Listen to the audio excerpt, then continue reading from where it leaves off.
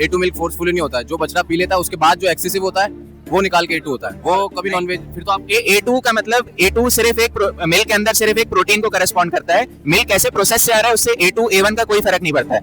किस प्रोसेस से मिल्क आता है उसके में A2 कोई लेना देना। बताओ तो सही, आप एक बार चीज तो बताओ कि नॉन वेजिटेरियन है कैसे? नॉन वेजिटेरियन इसीलिए है, जैसे उन्होंने एक स्टेटमेंट अभी बोला कि जितना बच जाता है बच्चे को देने के बाद वो हम लेते हैं। तो हम कौन होते हैं डिसाइड करने वाले कि एक बच्चे को उसकी माँ का कितना दूध चाहिए?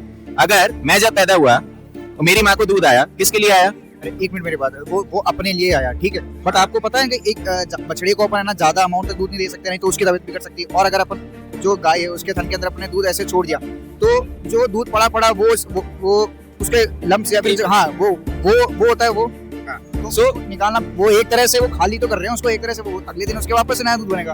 तो हम गाय भैंसों के साथ ऐसा करके उनके ऊपर कोई एहसान नहीं कर रहे हैं। ये जो जानवर हैं, मैं अग्री करता हूँ उनको ज्यादा दूध आता है, जितना उनके बच्चे को चाहिए उससे ज्यादा दूध आया, लेकिन ये सिर्फ उन ही ब्रीड्स में आता है जिसको हमने आर्टिफिशियली सेलेक्ट करके ऐसा बनाया है। तो हम इनको खुद जबरदस्ती पैदा करते हैं पहले, क्योंकि हमें इनसे ज्यादा फायदा है। जैसे मैं आपको एक एग्जांपल देता हूँ, जिन मुर्गियों को हम खाते हैं उनको ब्रॉयलर कहते हैं। उनकी ब्रीड ऐसी है कि वो 30-35 दिन में इतना बड़ा हो जाता है कि उसको वो मारने के बेचने के लायक हो जाता है। मेरा खुद पोल्ट्री फार्म था इसलिए बता रहा हूँ मैं आपको। तो ये वाली जो गाय भैंसे है ना, जिनका ज्यादा दूध आ रहा है, जिनके स्तन भर जा रहे हैं, वो सिर्फ तभी होगा अगर वो अननेचुरल ब्रीड है और उसको हमने आर्टिफिशियली सेलेक्ट ऐसे किया है कि जितना उसके बच्चे को चाहिए उससे ज्यादा दूध आए।